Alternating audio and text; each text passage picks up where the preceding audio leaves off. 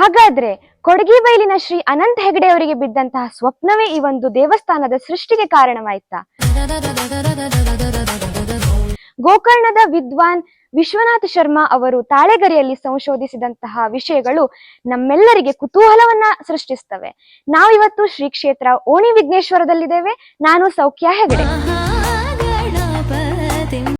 ಸೋದೆ ಅರಸರ ಆಳ್ವಿಕೆ ಕಾಲದಲ್ಲಿ ಅನಂತ ಹೆಗಡೆಯವರು ಈ ಭಾಗದ ಪಂಚ ಗ್ರಾಮಗಳಿಗೆ ಅರಸರ ಪ್ರತಿನಿಧಿಯಾಗಿ ಸೇವೆಯನ್ನ ಸಲ್ಲಿಸ್ತಾ ಇದ್ರು.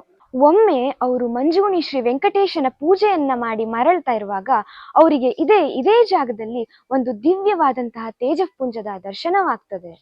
ಅದೇ ದಿನ ರಾತ್ರಿ ಅವರ ಕನಸಿನಲ್ಲಿ ಸರಸ್ವತಿ ಮತ್ತು ಗಣಪತಿ ದೇವತಾ ದರ್ಶನವಾಗಿ ತಮಗೆ ಒಂದು ಆಲಯವನ್ನ ನಿರ್ಮಿಸಿಕೊಡಬೇಕು ಅಂತ ದೈವವಾಣಿ ಆಗ್ತದೆ.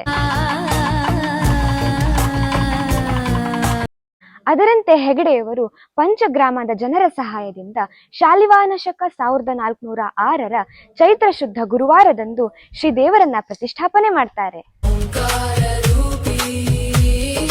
ಇಲ್ಲಿ ಮಹಾತ್ವರ್ದವರಿಗೆ ತಿಳಿತಾ ಗಂಟೆ ಸೇವೆ ಹರಿಕೆ, ಮಕ್ಕಳಾಗದವರಿಗೆ ಕೊಟ್ಟೆ ಕಡುವಿನ ಹರಿಕೆ ತಿಳಿತಾ, ಮತ್ತೆ ಮದುವೆ ಆಗದವರಿಗೆ ವಿನಾಯಕ ಶಾಂತಿ, ಇದೆಲ್ಲ ಇಲ್ಲಿ ನಡೀತಾ ಇರ್ತದೆ. ಮತ್ತೆ ಪ್ರತಿ ಸಂಕಷ್ಟಿಗೆ ಗಣಹವನ ಸೇವೆ, ಮೋದಕಾದಿ ನೈವೇದ್ಯಗಳು ಹಾಗೂ ಇತರ ವಿಶೇಷ ಪೂಜೆಗಳು, ಹಾಗೆ ಲಲಿತಾ ಪಂಚಮಿಯಂದು ಮಾತೆಯರಿಂದ ಕುಂಕುಮಾರ್ಚನೆ ಮತ್ತು ಇತರ ಸೇವೆಗಳು, ಹಾಗೆ ವೈಶಾಖ ಶುದ್ಧ ಪಂಚಮಿಯಂದು ದೇವರ ಬ್ರಹ್ಮರಥೋತ್ಸವ.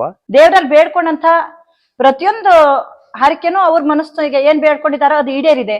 ಹಾಗೆ ಈಡೇರಿದಾಗ ಇವರು ಹರಕೆ ಹೇಳ್ಕೊಳ್ತಾರೆ. ಮೋದಕ ಇರ್ಬೋದು, ಪಂಚಗೆಜ್ಜಯ ಅಥವಾ ಕೊಟ್ಟು ಕಡುಬು ಅಂತ ಉದ್ದಿನ ಕೊಟ್ಟು ಕಡುಬನ್ನು ಮಾಡ್ತಾರೆ. ಅದನ್ನ ಅಥವಾ ಇನ್ನೂ ಬೇರೆ ಬೇರೆ ಕೆಲವೊಂದು ಏನೇನ್ ಹೇಳಿಕೆಯನ್ನ ಹೇಳ್ಕೊಂಡಿರ್ತಾರ ಆ ಹೇಳಿಕೆಯನ್ನ ಅವ್ರು ಹೇಳ್ಕೊಂಡಿದ್ದಿದ್ರೆ ಅದು ದೇವ್ರು ಈಡೇರಿಸಿರ್ತಾನೆ. ಇಲ್ಲಿ ಬಂದ ಭಕ್ತರಿಗೆಲ್ಲ ಏನಾದ್ರೂ ಒಂದು ತಮ್ಮ ಕಷ್ಟವನ್ನ ಹೇಳ್ಕೊಂಡ್ರೆ ಪರಿಹರಿಸುವಂತ ಶಕ್ತಿ ಈ ದೇವರಲ್ಲಿ ಬಹಳಷ್ಟಿದ್ದು. ಶಿರಸಿಯಿಂದ ಅಂದಾಜು 20 ಕಿಲೋಮೀಟರ್ ದೂರದಲ್ಲಿ ಸಂಪಕಂಡದಿಂದ ಹೆಗಡೆಘಟ್ಟಕ್ಕೆ ಹೋಗುವ ಮಾರ್ಗದಲ್ಲಿ 4 ಕಿಲೋಮೀಟರ್ಗಳಿಗೆ ಒಂದು ಕಮಾನು ಕಾಣಿಸ್ತದೆ. ಅಲ್ಲಿಂದ ನಾವು ಓಣಿ ವಿಘ್ನೇಶ್ವರಕ್ಕೆ ಹೋಗಬಹುದು. ಈ ಕ್ಷೇತ್ರಕ್ಕೆ ಸಂಬಂಧಪಟ್ಟಂತೆ ಇನ್ನೊಂದು ರೋಚಕವಾದಂತಹ ಕಥೆ ಇದೆ. ಅದನ್ನ ನಾನು ನಿಮ್ ಜೊತೆ ಮತ್ತೊಂದು ವಿಡಿಯೋದಲ್ಲಿ ಹಂಚಿಕೊಂಡಿದ್ದೇನೆ.